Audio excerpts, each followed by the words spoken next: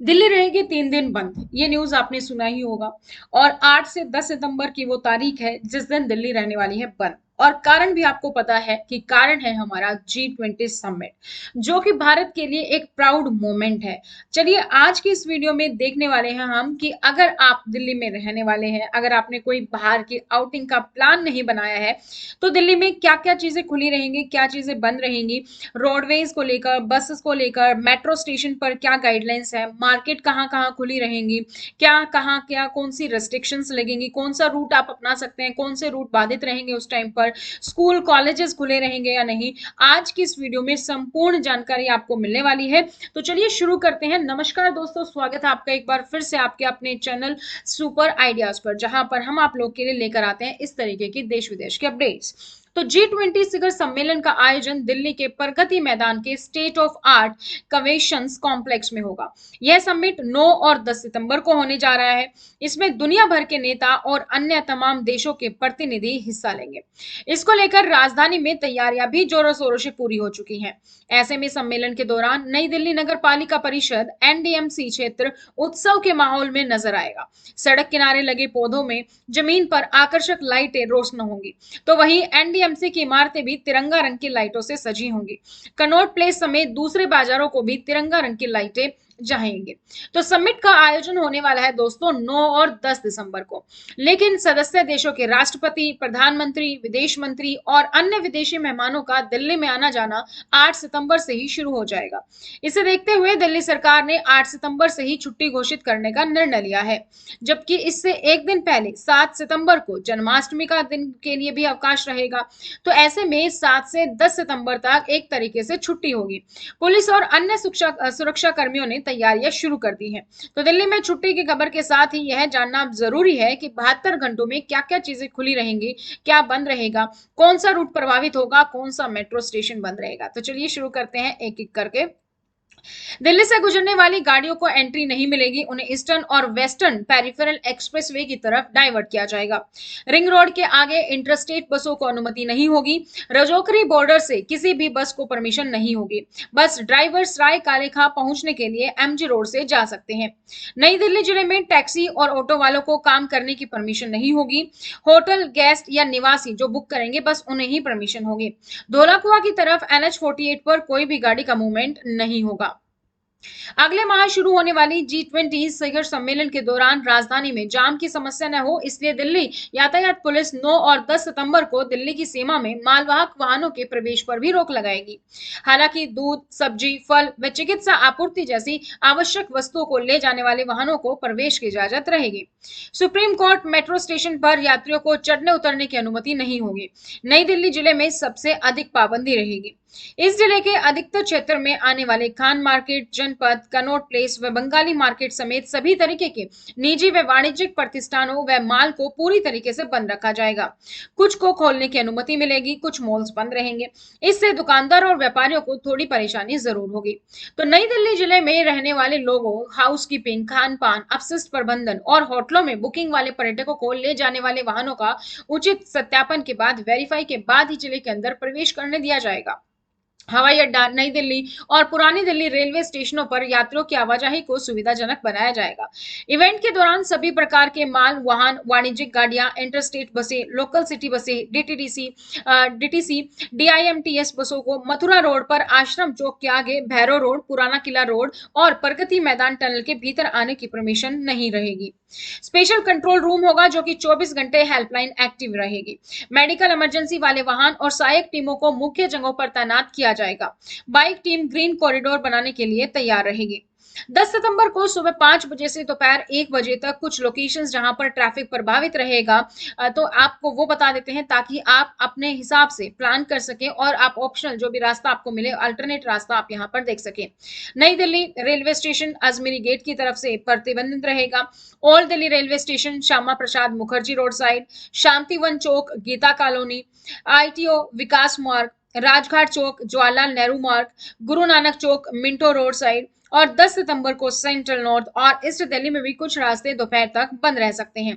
इसी दिन मेहमान बापू को श्रद्धांजलि देने के लिए राजघाट जाएंगे। ऐसे में उस इलाके के आसपास ट्रैफिक भी प्रतिबंधित रहेगा। उस दिनों इन रास्तों पर ना जाएं। रिंग रोड पर सरायकाले खां से आईएसबीटी कश्मीरी गेट के बीच भी यातायात प्रतिबंधित रहेगा। जवाहरलाल नेहरू मार्ग पर राजघाट चौक से लेकर रामलीला मैदान और अजमेरी गेट की क्रॉसिंग तक, नेताजी सुभाष मार्ग पर दिल्ली गेट से लेकर लाल किले की क्रॉसिंग तक, निषाद राजमार्ग पर शांतिवन से लेकर नेताजी सुभाष मार्ग की क्रॉसिंग तक, राजा राम कोहली मार्ग पर गीता कॉलोनी पुस्ते से लेकर शांतिवन की क्रॉसिंग और राजघाट से दिल्ली सचिवालय होते हुए विकास मार्ग तक। आईजीआई स्टेडियम से रिंग रोड तक का रास्ता भी बंद हो सकता है। मेट्रो सेवाएं हालांकि चालू रहेंगी, लेकिन कुछ मेट्रो स्टेशन है जहां पर कि मेट्रो में चढ़ना या उतरना दोनों ही प्रतिबंधित है। तो ट्रैफिक पुलिस के स्पेशल कमिश्नर एसएस यादव ने लोगों से अपील की है कि G20 समिट के दौरान वे आवागमन के लिए सड़क मार्ग के बजाय मेट्रो से सफर करें तो कोई दिक्कत नहीं होगी। एयरपोर्ट, रेलवे स्टेशन, बस अड्डा, अस्पताल जैसी जगहों पर जाने के लिए भी मेट्रो का अधिक से अधिक इस्तेमाल करने की सलाह दी गई है कि पब्लिक ट्रांसपोर्ट ताकि कम हो तो भीड़ कम हो और मेट्रो का ज्यादा से ज्यादा इन दिनों इस्तेमाल किया जाए। हालांकि सुरक्षा इंतजामों के चलते 8 से 10 सितंबर के बीच सुप्रीम कोर्ट, खान मार्केट, मंडी हाउस, केंद्रीय सचिवालय जैसे कुछ मेट्रो स्टेशनों को बंद रखा जा सकता है, लेकिन बाकी सारे मेट्रो स्टेशन खुले रहेंगे और सभी लाइनों पर मेट्रो चलेंगी। यातायात पुलिस ने ऐसे यात्रियों को सलाह दी है कि वे उन दिनों यातायात पुलिस द्वारा सुझाए गए मार्गों का ही प्रयोग करें। कार्यक्रम के दौरान किसी भी प्रकार के मालवाहक, अंतर राज्यीय बसें और स्थानीय सिटी बसों को Delhi integrated multi modal transit सिस्टमों को बसों को मथुरा रोड, भैरव रोड, पुराना किला रोड व प्रगति मैदान सुरंग के अंदर जाने की अनुमति नहीं दी जाएगी। देश की राजधानी में 8 से 10 सितंबर 2030 के बीच स्कूलों और कॉलेजों में छुट्टी रहेगी। तो अगले महीने या 3 दिन के अवकाश को मंजूरी इसलिए भी दी गई है क्योंकि इस अवधि में दिल्ली में G20 शिखर का सम्मेलन है। ट्रैफिक का रूट भी बदला गया है, जो कि हमने आपको यहाँ पर पूरी जानकारी दे दी है। तो इन परिस्थितियों को देखते हुए एक तरीके से दिल्ली में सार्वजनिक अवकाश की घोषणा की गई है। स्कूल कॉलेज के साथ साथ दिल्ली में बैंक और बाजार भी बंद रखने का ऐलान किया गया है। इसके अलावा इन तारीखों पर एमसीडी कार्यालयों और सरकारी कार्यालयों को भी छुट्टी रहेगी, वो भी बंद रहेंगे। अगर हम बात करें G20 सम्मेलन के दौरान अवकाश के लिए, तो मुख्यमंत्री केजरीवाल के समक्ष इस प्रस्ताव को भेजा गया था, जिसे इन्होंने मंजूरी दे दी है, जो कि मैंने आपको एक पहले की वीडियो में भी बताया था। दिल्ली पुलिस ने 18 अगस्त को दिल्ली के मुख्य सचिव नरेश कुमार को पत्र लिखा था, जिसमें 8 से 10 सितंबर तक राजधानी में सार्वजनिक अवकाश घोषित करने की मांग की गई। मुख्य सचिव ने यह प्रस्ताव मुख्यमंत्री केजरीवाल के समक्ष रखा और दिल्ली में अब 9 और 10 सितंबर को G20 सम्मेलन होने वाला है। ये G20 समिट जो है वो प्रगति मैदान में होगा। इसका आयोजन दिल्ली के प्रगति मैदान के state of art convention complex में होगा। यह समिट 9 और 10 सितंबर को होने जा रहा है। हर साल होने वाले शिखर सम्मेलन का स्थान बदलता रहता है और इस बार भारत के लिए गर्व की बात है कि इस समिट की मेजबानी भारत कर रहा है।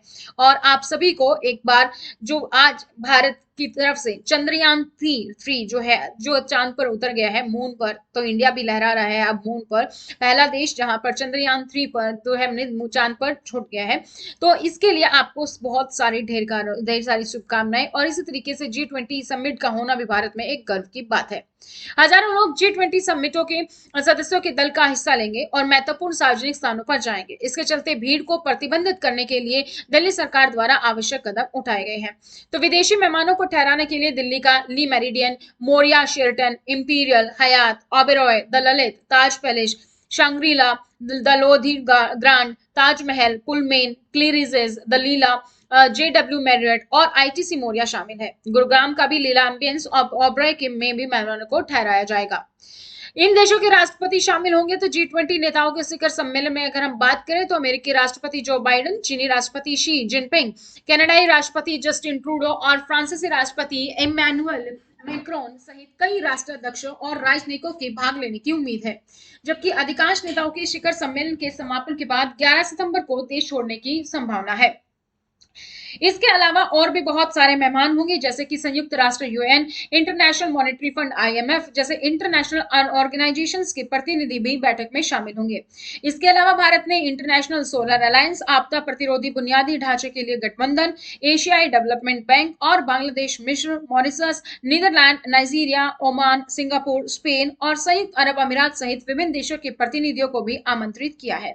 ये थी दोस्तों आप सभी लोगों के लिए पूरी खबर। उम्मीद करती हूँ ये वीडियो आपको बहुत पसंद आई होगी और अगर वीडियो पसंद आई है तो चैनल को सब्सक्राइब करना ना भूलें, साथ ही बेल आइकन को प्रेस कर लीजिए ताकि जैसे ही कोई अपडेट आती है उसकी नोटिफिकेशन आप सभी लोगों को मिल सके। आज की इस वीडियो में इतना ही, फिर मिलेंगे नई जानकारी के साथ, तब तक धन्यवाद।